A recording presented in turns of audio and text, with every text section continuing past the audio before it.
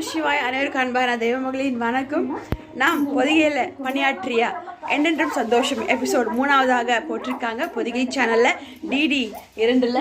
So நீங்களும் பாருங்க. என்னுடைய கதாபாத்திரமானது கண்ணம்மா கதாபாத்திரம். ஏகப்பட்ட கம்ப்ளைண்ட் வருது கண்ணம்மா.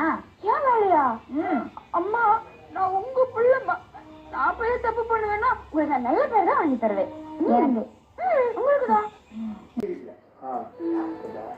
இந்த எபிசோட் நானும் இனிமேல் பார்த்ததில்லை. உங்க கூட நானும் இன்னைக்கு டிவியில் பார்க்கலாம்.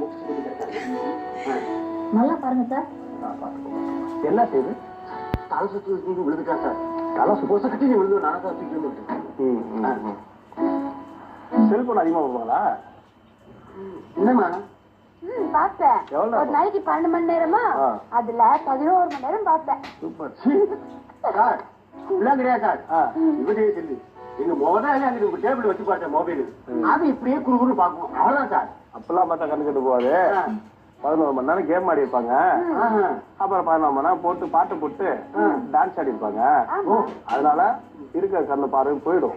நான் சொல்ற மருந்தை எழுதி தரேன். நீங்க போய் ஏமா இந்த கலர் வேணா வேற கலர் சார். இதான் ஸ்டாக் அதிகமா இருக்கு சார். அப்படியா?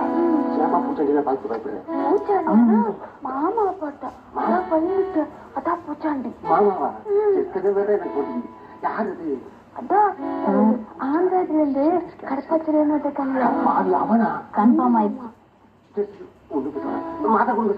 தரேன் தரேன். ஃபீஸ் வேணா இந்த மருந்து போயிட்டு நானே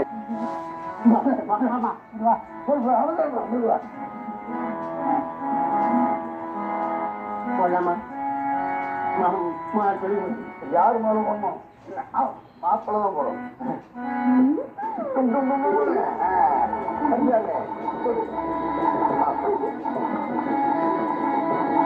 இதே போல மணமக்கள் பல்லாண்டு பல்லாண்டு வாழ்ந்து எல்லாரும் சந்தோஷமா இருக்கிற மாதிரி என்றும் சந்தோஷமா இருக்கணும்னு எல்லாம் உள்ள இறைவனை காட்டிக்கிறோமா?